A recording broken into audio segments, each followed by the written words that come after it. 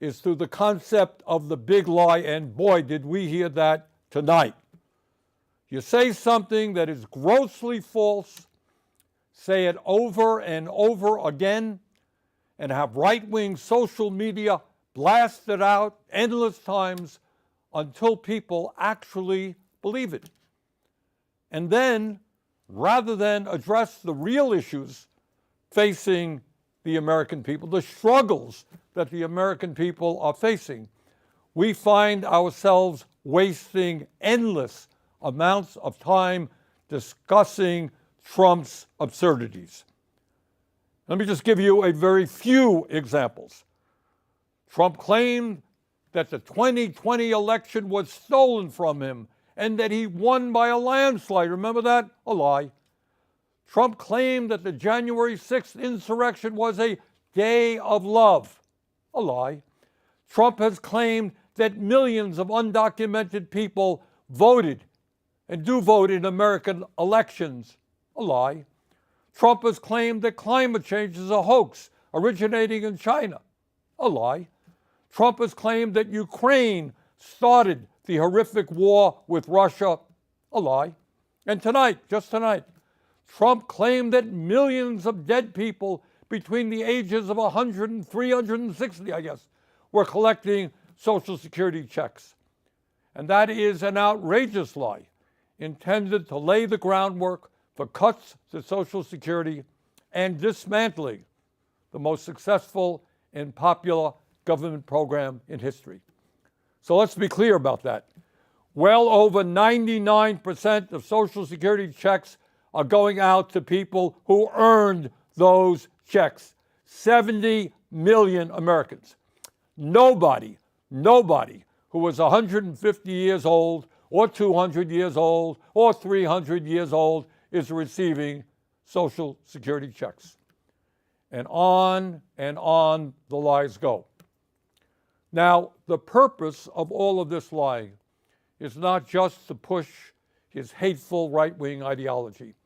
It is not just to try to divide us up. It is more than that. It is a masterful effort, and you saw that tonight, to deflect attention away from the most important issues facing the people of our country.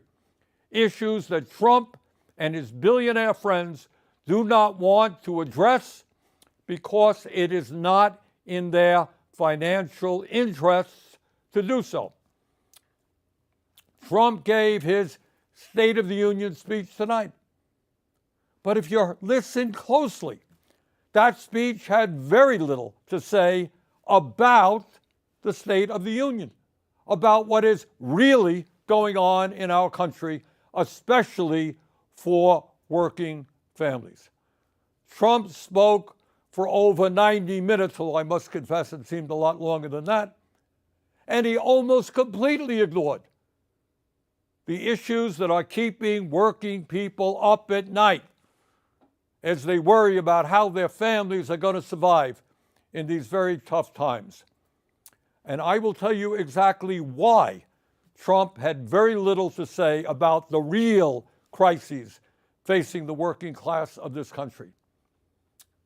Think back 6 weeks ago when Trump was inaugurated for his second term as president, just 6 weeks ago.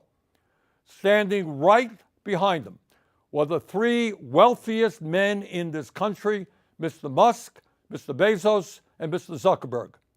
And standing behind them were 13 other billionaires who Trump had nominated to head major government agencies. Many of these same billionaires, including Musk, were in the Capitol tonight listening to that speech. In other words, it is there for all to see. The Trump administration is not hiding it. The Trump administration is a government of the billionaire class, by the billionaire class, and for the billionaire class. Notwithstanding some of their rhetoric, this is a government that could care less about ordinary Americans and the working families of our country. My friends, we are no longer moving toward oligarchy. We are living in an oligarchic society. Now let's take a moment and try to escape from Trump's parallel universe, the universe that you heard tonight. And let's do something really, really radical. Let's actually take a hard look at the problems that Americans are facing. Today, 60% of Americans are living paycheck to paycheck. Unlike Trump, I grew up in a family that lived paycheck to paycheck, and I know something about that reality. It means that every day, millions of Americans worry about how they're going to pay their rent, pay for childcare, pay for a doctor's visit when they get sick. They worry about what happens when their car breaks down and they can't afford the $1,000 it costs to get it fixed, and what happens when they can't get to work because they don't have a car. They worry about how they can afford to buy healthy food for their kids when the price of food is off the charts. Funny? I heard Trump speaking for 90 minutes tonight. I didn't hear one word from him about the economic reality facing 60% of our people, or the enormous stress that they are living under. 90-minute speech, not one word about the economic reality facing American workers. But that's not all. Today in America, everyone knows that our healthcare system is broken. It is dysfunctional, and it is outrageously expensive. We remain the only wealthy nation on earth not to guarantee health care for all. Mr. President, you really want to make America great again? Then make sure that every American, regardless of income, can go to a doctor or a hospital and not worry about how they're going to pay the bills. President Trump, health care is a human right. I didn't hear one word from you, not one word. Over 90-minute speech, not one word from you about the health care crisis that is impacting many, many millions of our people. Nor did I hear you say why we pay by far the highest prices in the world for prescription drugs, sometimes 10 times more than the people in other countries, and why 1 out of 4 Americans are unable to afford the prescriptions their doctors prescribe. Not one word about the outrageously high cost of prescription drugs.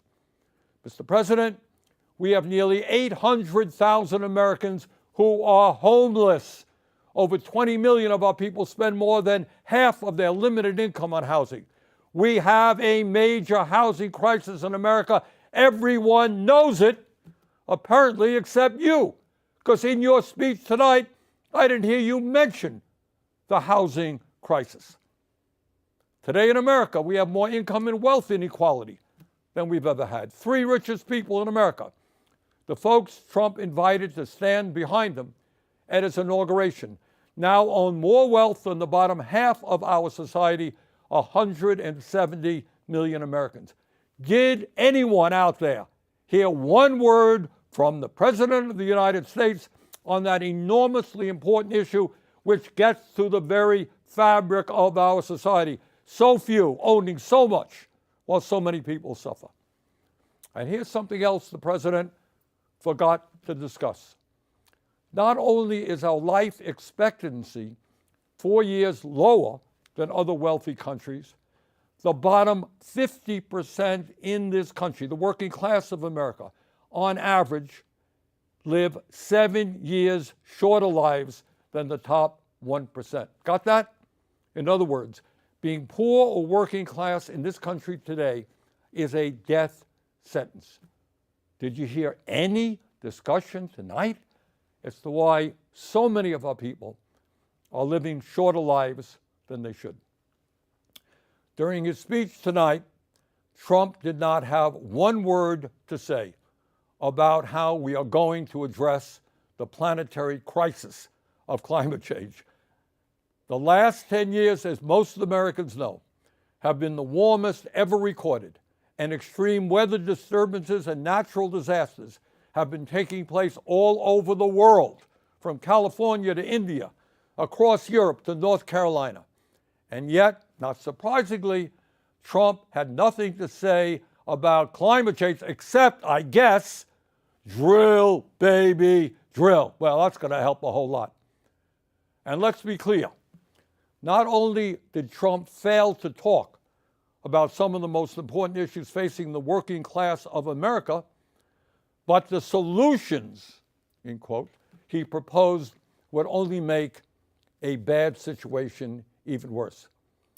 Yep, I did hear Trump talk tonight about some tax breaks for working families in terms of not taxing tips, not taxing Social Security, and not taxing overtime. Fine. But that is chump change compared to the benefits he's going to give to the 1%, and it doesn't tell the whole story about his tax policies. According to a recent study by the Institute on Taxation and Economic Policy, if all of Trump's so-called America First policies are enacted, including his tariffs, which he spoke a lot about tonight, the bottom 95% of Americans will see their taxes go up, while the richest 5% in our country will see their taxes go down, way down. Tonight, in so many words, Trump urged Congress to pass his big, beautiful budget. Do you know what's really in it? This budget would cut Medicaid by $880 billion. Oh, I guess Trump forgot to talk about that. $880 billion cut in Medicaid. According to one estimate, it means that up to 36 million Americans, including millions of children, would be thrown off the health insurance they have. Hey, a 90-minute speech tonight, not one word about throwing millions of kids off of the health insurance they have. When you cut Medicaid drastically, it means that nursing homes that receive 2/3 of their funding from Medicaid will either have to shut down, lay off workers, or significantly scale back the services they provide seniors. Gee, I didn't hear that from Trump tonight either. It would be a devastating blow, these cuts to Medicaid, for the 32 million Americans who get their health care at community health centers. And it's not just Medicaid that Trump's budget would cut. It would also cut nutrition assistance by at least $230 billion. Now, I want you to think about that for a moment. And can you imagine? The billionaire class, people who can support their families, some of these guys have tens of billions of dollars, support their families for the next 10 generations, 50 generations. People who live in incredible opulence. People who own their own jet planes, they own their own private islands, they own their own spaceships, trying to get tax breaks by taking food out of the mouths of low-income kids. That truly is disgusting. What we are seeing is the Robin Hood principle in reverse, taking from the poor and giving to the rich and the very, very rich. And here is something else Trump has been doing. For the past several weeks, he and his good friend Elon Musk, who is up there in the audience tonight, have been throwing hundreds of thousands of federal employees off their jobs. Now, I know some of you are saying, well, that's too bad, but that's the federal government, not me, it's not me, it's just those guys who work for the federal government. But I want you to think about this. Think about it for a moment. If Musk and his friends can arbitrarily throw federal workers out on the street today, what do you think that Musk and his fellow billionaires will be doing tomorrow when artificial intelligence and robotics explode in this country? Do you think they'll give a damn about you and your families? No, they will treat you exactly the way they're treating federal employees today. You will be out on the street as well. But it is not only absurd domestic policies that we've got to fight. For the first time in our 250-year history, we have a president who is turning his back on democracy and allying us with authoritarianism. No, we must not abandon the people of Ukraine who were invaded by the Russian dictator Vladimir Putin. We must always stand for democracy, not dictatorship. Let me be very clear. Regardless of where Trump is taking this country, here's what I think and what I believe the American people want us to do. They want us to end a corrupt campaign finance system. Well, golly gee, I didn't hear Mr. Trump talk about that tonight. A corrupt campaign finance system which allows a handful of billionaires to buy elections. It is beyond crazy that someone like Elon Musk can contribute over $270 million to help get Trump elected, and then he gets to run the government. The American people want us to end this disastrous Citizens United Supreme Court decision and move to the public funding of elections. Democracy is supposed to be about one person, one vote, not billionaires buying the political candidates of their choice. And further, no, we should not be giving tax breaks to billionaires. That's not what we should be doing. We must demand that the wealthiest people in this country start paying their fair share of taxes. We must raise the federal minimum wage of $7.25 an hour to a living wage of at least $17 an hour. We must make it easier for workers to join trade unions, grow the union movement, and prevent corporations from violating labor laws with impunity by passing the PRO Act, legislation that I will be introducing tomorrow. No, we are not going to cut Social Security. Quite the contrary. We must expand Social Security benefits and extend its solvency for the next 75 years by scrapping the cap that allows a billionaire to pay the same amount into Social Security as a truck driver. Too many of our seniors are hurting today for us to be talking about cutting Social Security. Over 20% seniors in this country living on $15,000 a year or less. Further, instead of making massive cuts to Medicaid, we must join every other major country in guaranteeing health care to all of our people through a Medicare for All single-payer program. We must also take on the greed of the pharmaceutical industry, get them to charge us what they charge other countries, reducing prescription drug prices by 50%. And at a time of a terrible housing crisis in Vermont and in every area of our country, we must build at least 4 million units of low-income and affordable housing, stop corporate landlords from jacking up rent prices, and establish a cap on rent. In a competitive global economy, we need the best educated workforce in the world. All of our young people must have the ability to get a higher education by making public colleges, trade schools, and universities tuition-free and canceling student debt.